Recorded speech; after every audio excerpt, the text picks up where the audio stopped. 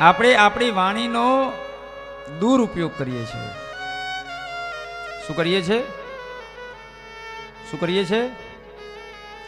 કરીએ છીએ કે નહીં?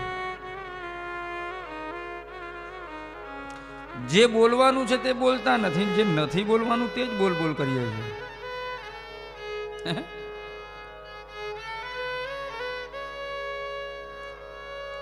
આપણે આપણા પૈસાને વેડફીએ છીએ, પૈસાને નથી વેડફતા ને, તો આપણે આપણી વાણીને કેવી રીતે વેડફી શકીએ?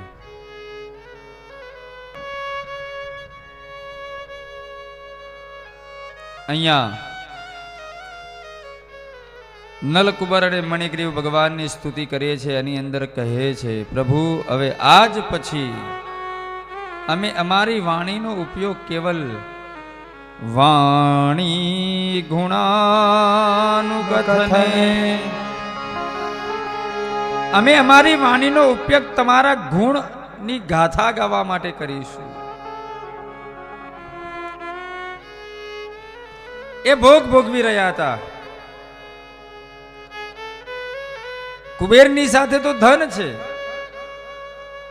અને ધન આવે એટલે મદ આવે ને, અહંકાર અભિમાન આવે ને,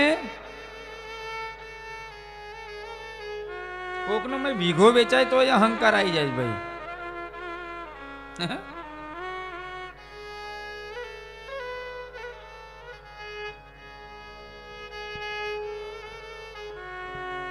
ચહેરોય બદલાઈ જાય ને, રૂપય બદલાઈ જાય ને, બધું બદલાઈ જાય.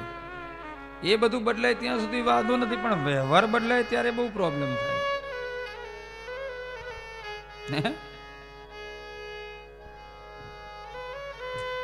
ધન બધાને પચતું નથી,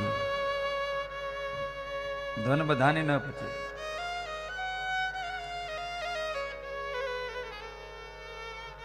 લક્ષ્મીના પતિ બનવું બહુ અઘરું છે. એ લક્ષ્મીપતિ તો વિષ્ણુ જ બની શકે, આપણે બધા તો ના બની શકીએ.